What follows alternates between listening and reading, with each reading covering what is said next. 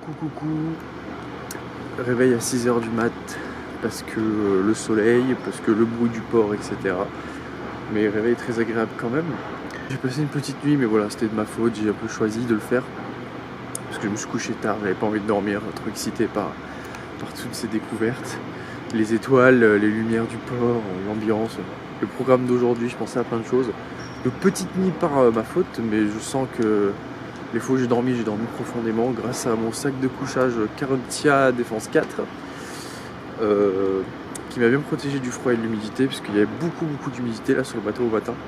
Donc évidemment ce matin je suis allé prendre ma douche au port avant d'être en mer, en profiter, faire une bonne vraie toilette. Mais j'ai oublié ma serviette évidemment puisque bon, on n'a pas l'habitude d'aller à la douche et de devoir emmener sa serviette puisque normalement la serviette est dans la salle de bain. Heureusement il faisait pas trop froid et tout ce matin. Donc je suis très excité parce qu'aujourd'hui du coup on va enfin quitter le port. Hier on est arrivé, on a installé le bateau, les affaires de tout le monde, on a fait du rangement dans le bateau, du ménage, quelques trucs de base. On a passé la nuit dessus et puis voilà, aujourd'hui on prend la mer donc j'ai hâte, ça va être trop bien. On va faire aussi quelques petits tours théoriques de vocabulaire, etc. Moi je connais pas mal de nœuds de cordage de bateau donc c'est pas mal. Ah oui, j'ai oublié de vous dire aussi tout à l'heure, pendant la douche, comme je sais pas marcher avec des claquettes, et j'ai cassé ma claquette et voilà. Je me suis un peu fait mal aux pieds, bon c'est pas grave, mais je suis vraiment pas doué. Bon, en même temps j'achète des claquettes à 2 € donc faut pas s'attendre à beaucoup mieux. En tout cas pour l'instant, même si au final j'ai rien fait de spécial à part aller dans un port sur un voilier et dormir dedans, on n'a même pas pris la mer, pourtant je découvre plein de choses, ça me plaît déjà beaucoup, je suis déjà très excité par tout ce qui m'entoure, c'est pas habituel. Et puis dormir dans le bateau, que voilà, ça bouge, manger dans le bateau à l'intérieur, t'as pas l'habitude que de quand tu manges, et ça bouge tout simplement. Tu te dis oula, qu'est-ce qui se passe, pourquoi la maison bouge finalement, parce que des fois tu oublies que t'es dans un bateau et tu te dis qu'est-ce qui se passe, ça bouge quoi. Du coup, c'est dépaysant et j'adore ça, être dépaysé. C'est vraiment très cool. Ça va être une bonne aventure.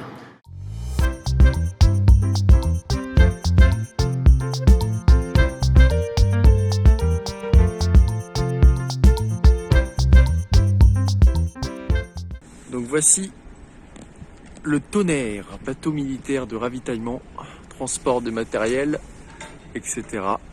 Très joli. Voilà, le Tonnerre. Ça fait un moment qu'il est là. Il n'est pas souvent déployé, mais bon. Il a le mérite d'être là. Ce matin, on a eu l'hymne militaire avec le lever de drapeau à 8h. Voilà. Alors attendez, je vais y arriver. Voilà là-bas, le drapeau là-haut.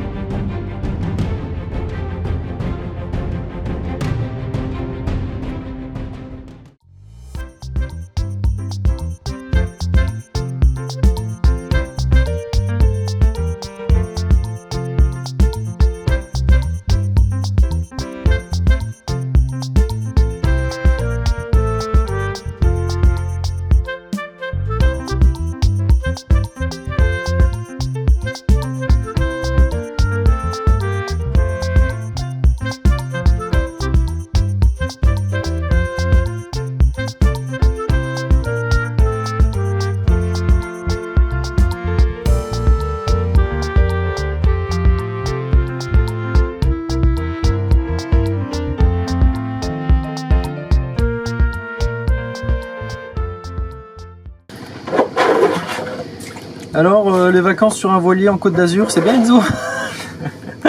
Tu crois pas un film là? Si, je suis en Ça train. va aller sur les réseaux sociaux, arrête.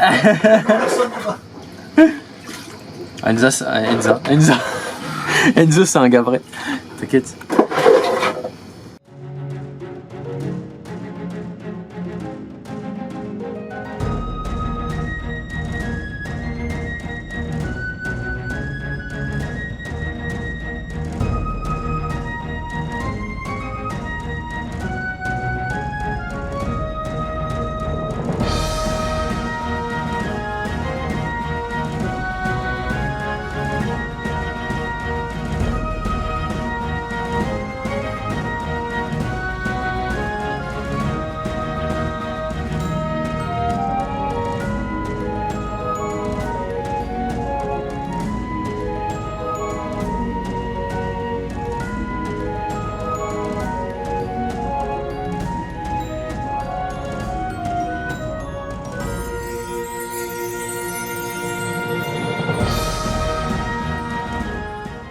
C'est incroyable la sensation de liberté que j'ai là actuellement. Je suis vraiment au bout du bateau sur la proue.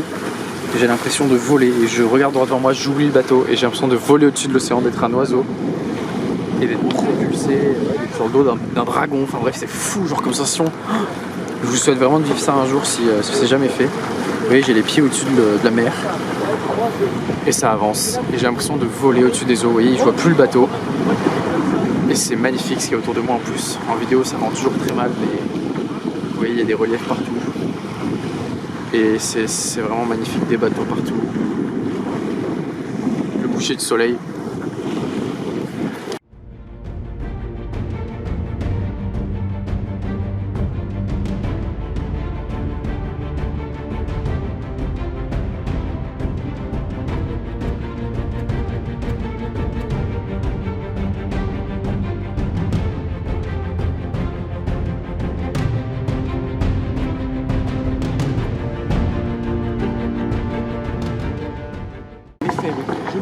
Donc nous, on va aller mouiller. On dit mouiller, c'est le terme pour dire que voilà, on va jeter l'ancre dans une crique. Donc en fait, voilà, c'est juste qu'on va poser le bateau là pour la nuit. Donc nous, on va stopper le bateau avec l'ancre et ça va nous permettre de passer une nuit au calme. On sera à l'abri. Hein. C'est le principe d'une crique, on sera à l'abri des grosses vagues et des gros courants voilà, qui viennent du large. Excusez-moi, je suis pas professionnel marin. Hein. Voilà, mais c'est à peu près vrai ce que je dis. Et en fait, du coup, ce qui est cool, c'est que là, on pourra se baigner, sauter du bateau, faire de la plongée, prendre l'apéro, tout ça. Voilà, donc on va aller dans cette petite crique là, très sympa. Donc vous voyez, il y a des criques, il y en a partout. Regardez-moi ça. Donc là, il y a 2 bateaux à moteur dans la crique déjà et 2 voiliers. Nous, on est un voilier, hein, je vous le rappelle. Donc là, on est à l'île de Porquerolles et nous, on va aller à Porquerolles aussi demain, je crois. Et nous, on vient de tout là-bas, je crois. Et on a fait tout au moteur, malheureusement, quasiment, parce qu'il n'y avait pas de vent. Voilà, donc pas de voile. Très peu aujourd'hui. C'est dommage. Et je sais pas si vous pouvez voir là les fonds. C'est magnifique. Là, vous pouvez voir qu'il y a une magnifique bâtisse, un peu fortifiée. Comme ça. Comme ça.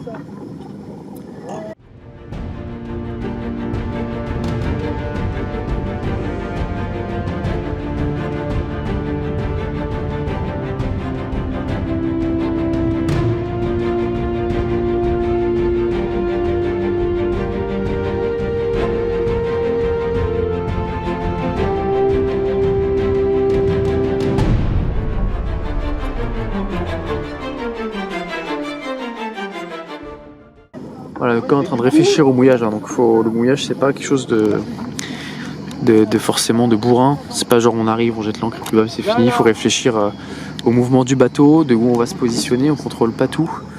Vous voyez, c'est magnifique cette crique. Hein. C'est là qu'on va se poser. Vous pouvez voir d'ailleurs qu'il y a une grotte ici, une autre là-bas. Donc en fait, on jette l'ancre qui est juste là sous mes pieds, donc ça va être assez stylé. Et il y a une règle qui dit en fait il faut 3 fois la profondeur d'eau en dessous de nous. Donc en fait là par exemple, imaginons qu'il y a 8 mètres de fond sous le bateau, il va y avoir 8 mètres de chaîne d'encre verticale avant d'atteindre le fond. Et nous on va lâcher donc encore 2 fois la longueur pour qu'en fait, parce qu'une ancre c'est pas l'encre qui tient un bateau, c'est l'encre et puis toute la chaîne derrière qui va faire du poids et s'ancrer au sol. D'ailleurs l'idéal étant un sable sablonneux comme on a ici. Alors vous voyez pas grand chose. Voilà, vous voyez les fonds sont magnifiques. Alors, bon, là, y a du fond, hein. Je vais essayer de vous montrer, je sais pas si vous voyez bien, mais voilà. Ok, voilà, donc comme vient de le dire mon partenaire voile, voilà. Il faut éviter les rochers, les algues de préférence, c'est mieux le sable. Et après notre mission, nous, si possible, et si on a envie, mais souvent c'est un plaisir, c'est d'aller plonger dans l'eau pour vérifier bien qu'il y a la bonne longueur d'encre dans l'eau et surtout selon où elle est accrochée, quoi. Voilà. Là vous pouvez voir que les eaux sont vraiment émeraudes. Alors, je vais essayer de vous montrer. C'est vraiment magnifique. Là il y a un peu d'algues, il y a les grillons qui chantent, c'est magnifique, c'est incroyable. C'est toi qui veilles, si tu bois une connerie, tu cries. Ah, vous voyez bien le fond, hein. Vous voyez ça. Vous voyez aussi mon vieux pied, mais c'est pas grave. Ça c'est comment que ça s'appelle le mécanisme là? Le guindeau. Alors ça c'est le répète? Guindeau. Guindeau, voilà. Voilà. Dispositif pour monter et descendre l'encre électrique. Voilà, électrique, avec une petite commande, comme pour votre fauteuil, voilà, tu vois, avec une télécommande, il monte ou il descend l'encre, hein, tout simplement. Télécommande, voilà. Et tu as aussi un système manuel, donc ici avec la manivelle que vous voyez, vous pouvez débloquer manuellement l'encre s'il y a un problème électrique pour la lâcher. Voilà. La remontée, c'est une autre histoire par contre. Hein. Et ça, c'est le génois, c'est ça? Voilà. Voilà, qui est enroulé là. Et donc moi ça me sert aussi de dossier de canapé, voilà, quand je suis assis là. Très confortable le génois. Et il est bien enroulé, je trouve. Bien enroulé parce que c'est moi qui l'ai accompagné. Il était bien serré, ouais. Voilà. Donc ça, je vous expliquerai un prochain épisode de voile, le détail, hein, de à quoi ça sert quoi, comment ça s'appelle, comment ça fonctionne, parce que vous voyez qu'un voilier c'est assez le bordel, il y a beaucoup de cordes partout, mais en fait, quand on nous explique, tout de suite ça paraît beaucoup plus simple et clair et c'est pas si compliqué que ce qu'on pense en fait. Enfin moi en tout cas j'ai vite saisi le truc. Donc vous avez ici le génois, donc on va dire que c'est une sorte de voile, mais voilà, la voile avant. Vous avez la grande voile, aussi appelée GV, là au milieu, voilà, qui est pliée et qui monte le long du mât. Voilà. Donc vous avez le mât qui monte et à l'horizontale là, c'est la baume, hein, voilà, qui tient la grande voile. Faut savoir qu'en par exemple en navigation en bateau, on n'appelle pas des cordes, on appelle ça des boots. Voilà, donc déjà une fois que vous avez saisi ça, vous comprenez un peu mieux le langage marin. Voilà. Donc, par exemple la corde bleue, grosse corde bleue que vous voyez là, il y en a une qui part à droite et une qui part à gauche. Donc au bout du bateau là-bas vers le cockpit, vous avez une corde à gauche, une corde à droite. Donc force c'est tout simple, il y en a une qui sert à plier et l'autre à replier. Voilà. Oui, parce que tout à l'heure je vous expliquais qu'on met 3 fois la longueur, donc en fait le problème c'est que quand le vent change, forcément le bateau bouge sur son ancre. Et du coup si on colle trop les autres bateaux, et tout simplement on peut théoriquement leur rentrer dedans, parce que normalement eux aussi sont censés bouger avec le vent et le courant. Mais il faut se méfier de ça, toujours garder une sorte de distance de sécurité avec les autres bateaux, en prévoyant que le bateau bouge complètement sur son ancre et donc pour pas rentrer dans les autres bateaux, quoi. Voilà. Ça va moins vite.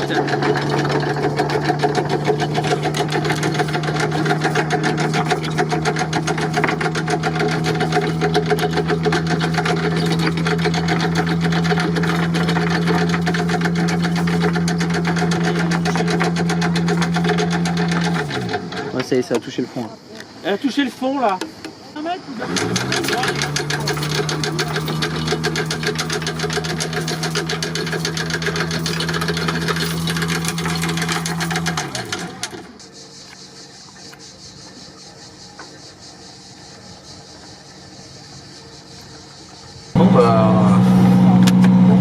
C'est incroyable cette histoire parce qu'en fait on a un blessé à bord, bon c'est pas très grave, il s'est fait la cheville, on est en train de l'emmener à l'hôpital.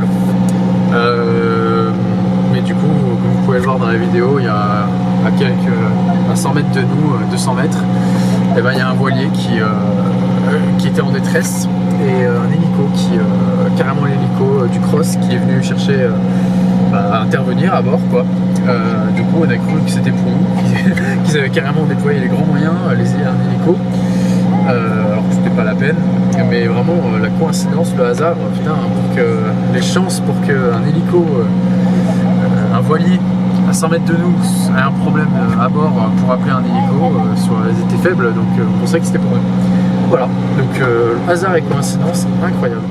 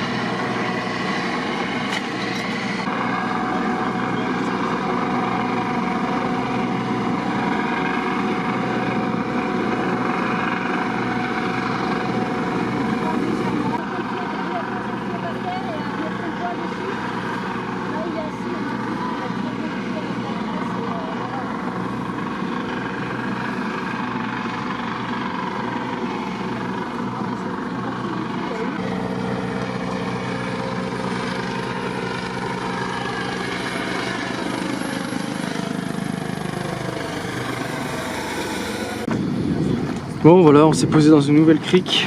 Vous pouvez voir que l'eau est tout juste incroyable, comme d'habitude, magnifique. Regardez-moi ça comme c'est magnifique. Voilà, on va manger, on va se baigner, ça va être trop bien. Et là-bas, vous avez le fort de Briançon, donc la résidence d'été des présidents de la République. Donc c'est une zone militaire protégée, on ne peut pas s'en approcher. Voilà, la petite résidence secondaire. Enfin, résidence d'été des présidents, donc Macron vient là dans son petit château pour l'été, voilà. Et là-bas on a sûrement les flics, et voilà, je vais arrêter de filmer parce que je suis sûr que je vais me prendre une bastos dans la tête, voilà.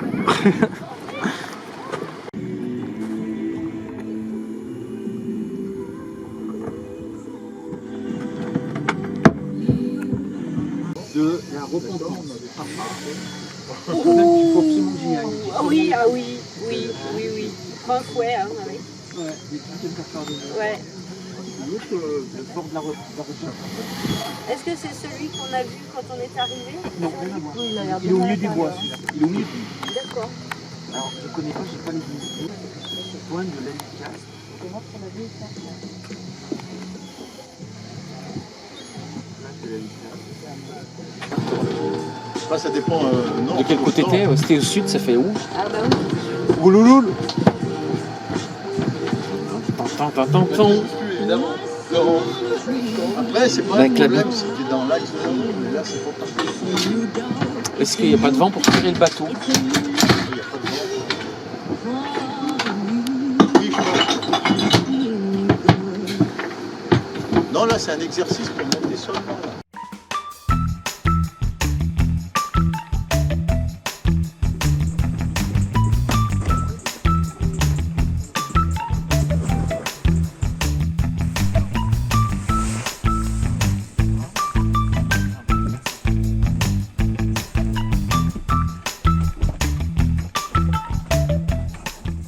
Voilà, c'est la fin de cette petite aventure, j'espère que ça vous aura plu. Moi j'ai passé une semaine avec plein d'émotions, plein d'expériences, c'était incroyable. C'était aussi magnifique, j'ai vu le plus beau coin que j'ai jamais vu, c'est vraiment la liberté quand on est sur un voilier. Je suis désolé, j'ai pas pu trop vous faire de vidéos de manœuvres, comment ça fonctionne un voilier, etc. Parce que tout simplement pendant les manœuvres, je participais aux manœuvres, donc vous avez besoin de moi, donc je pouvais pas faire le touriste. Voilà, j'espère que cette vidéo vous a plu, j'en ferai d'autres en tout cas, donc j'essaierai de faire quelque chose d'un peu plus technique. Et puis voilà, n'hésitez pas à dire dans les commentaires ce que vous en avez pensé. Voilà, partagez cette vidéo, abonnez-vous et à bientôt. Ciao.